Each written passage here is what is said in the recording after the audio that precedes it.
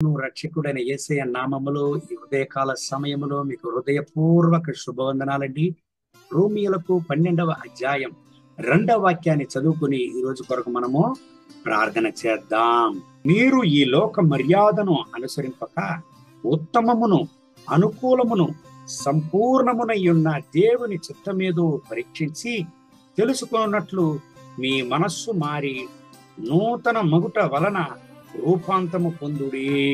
ప్రియమైన దేవుని బిడ్డలారా, ఈ లోకములో మనం జీవిస్తున్నాం, కానీ ఒక దేవుని బిడ్డగా దేవుని చిత్తమును ఎరిగి ఆయన మనకు ఉంచి ఉన్నటువంటి యొక్క మార్గమును చిత్తమును తెలుసుకొనుట ఎల్లప్పుడూ మనకు చాలా అవసరం.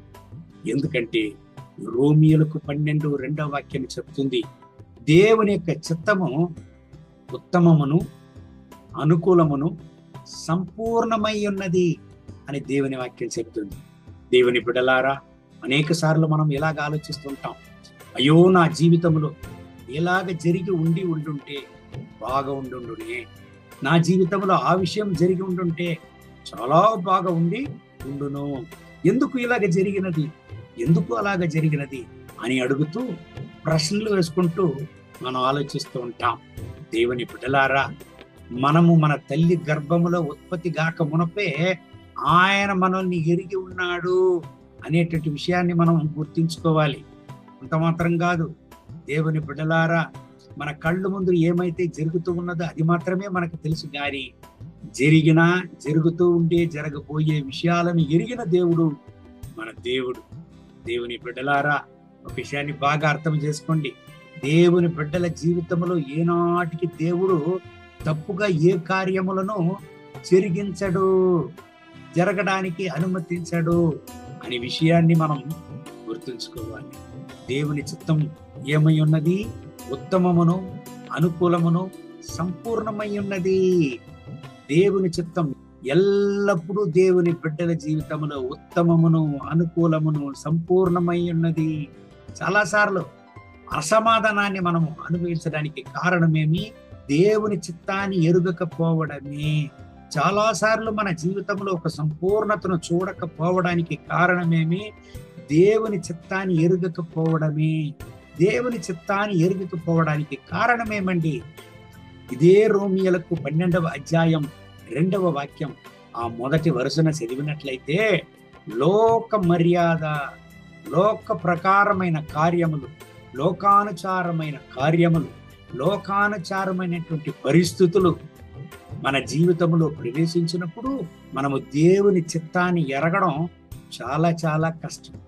దేవుని బిడ్డలారా, మనము ఈ లోకములో జీవిస్తూ ఉండినా ఈ లోకానికి సంబంధించిన వాళ్ళం కాదు. దేవుని బిడ్డలారా, మీ జీవితంలో సమాధానంగా ఉంటున్నారా? సంతోషంగా ఉంటున్నారా? దేవుని చిత్తాన్ని ఎక్కడో మీరు మిస్ చేసి బాధలను వేదనలను అనుభవిస్తున్నారా? భయపడకండి, దేవుని సముఖములో అప్పగించండి, దేవుని చిత్తాన్ని అడగండి, ఆయన చిత్తాన్ని కనుగొనండి.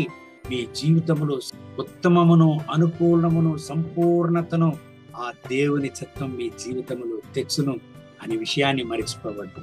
ఈ దేవుని వాగ్దానం ప్రకారం దేవుడు మిమ్మల్ని ఆశీర్వదించి ఆయన చిత్త ప్రకారం నడిపి మిమ్మల్ని ఆశీర్వదించి నడుపును గాక. కళ్ళు మూసి ప్రార్థన చేద్దామండి.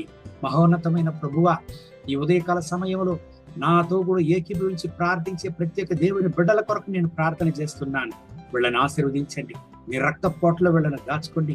మీ కృపా సన్నిధి, మీ ప్రసన్నత అపరిమితంగా ఈ బిడ్డల పైన దిగివచ్చును గాక. మీ వల్ల కానిది, మీకు అసాధ్యమైనది ఏమీ లేదు నాయనా. నా రక్షక, మా జీవితంలో ఎల్లప్పుడూ మీ చిత్తాన్నే వెంటాడడానికి, మీ చిత్తాన్నే కనుగొని మీ చిత్తం ప్రకారం మా జీవితంలో ప్రతి ఒక్క విషయాలను జరిగించడానికి మాకు సహాయం చేయండి. మీరేమి చిత్తం ప్రకారం మమ్మల్ని నడిపించండి. ఎల్లప్పుడూ మీ చిత్తాన్ని మేము కనుగొనాలి. నాయనా, ప్రభువా, యేసయ్యా, ఈ ఉదయకాల సమయంలో మమ్మల్ని మీ సముఖంలో అప్పగిస్తున్నా.